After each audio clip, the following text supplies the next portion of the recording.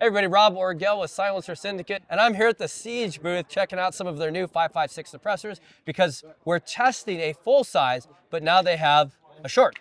K version. So the K version, I've already heard a couple rounds being cooked off behind me, and it sounds, for K suppressors, they're usually kind of obnoxiously loud, but I'm hearing the sound behind me. It actually is very similar to your full size. It sounds very good so far. I'll take that as a compliment. It very much so is. I've got some other little questions for you.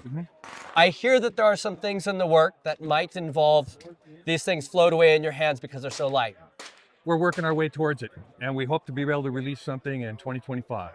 I'm very excited about that because the inner workings of your suppressor are very different than, there's one that's sort of similar, but I mean, it's so different that it really stands alone.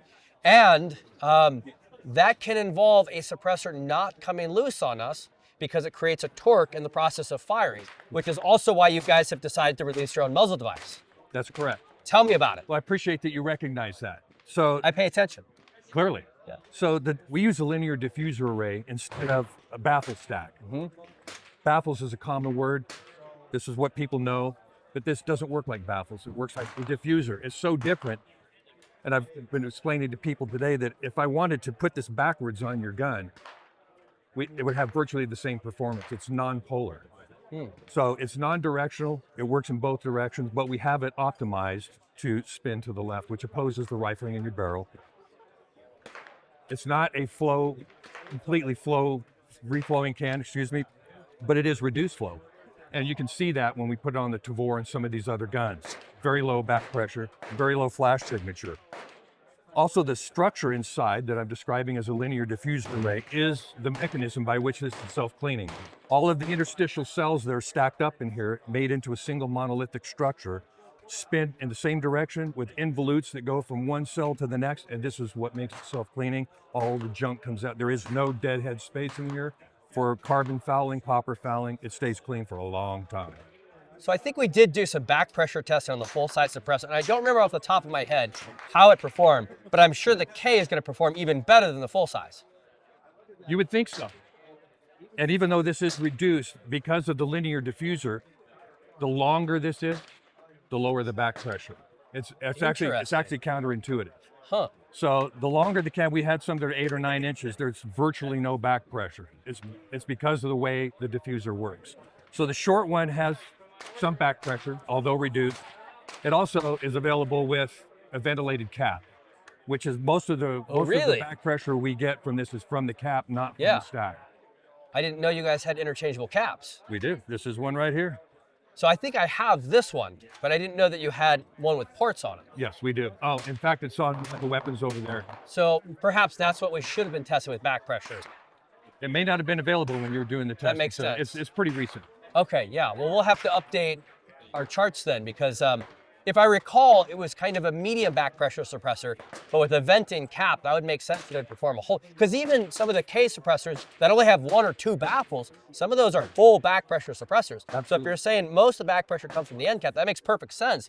And if you've got a vented cap, I mean, we might have been doing our test wrong. It might be worth coming back. So tell me about your muzzle device. So the muzzle device is based on the Plan B. It's Plan B compatible. This is our hub mount. This is less than 2 ounces. It's the lightest one on the market. And this is our 2-port brake. This is a universal hub. All of our cans have the universal mount. And we have a flash hider as well.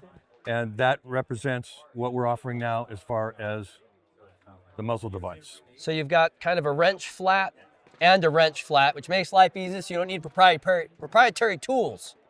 And a spanner. You could put a spanner in there too. That's correct. And that's smart engineering. If you look at this one, this has what we call our Omni hex, a 3/4 inch wrench that's on that, as well as a 7/8 wrench. It's oblong, so you can use whatever it is. So if you put this on a bull... Who else is doing this? This is so logical. I haven't seen one yet.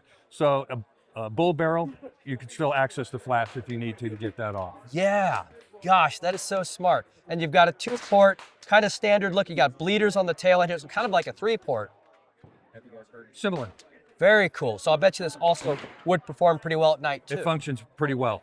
Wow. functions pretty well. I'm excited to test this concept. You guys, last time I talked to you guys, you were doing cool stuff, and you've really leaped forward in a couple more really nifty topics. I'm so excited to see your guys' ingenuity. This is super nifty. I think one of the things that I think is most interesting about this technology is 3D printing is very popular right now, and it's a great technology, and we will probably be doing some 3D printing in the future. Totally.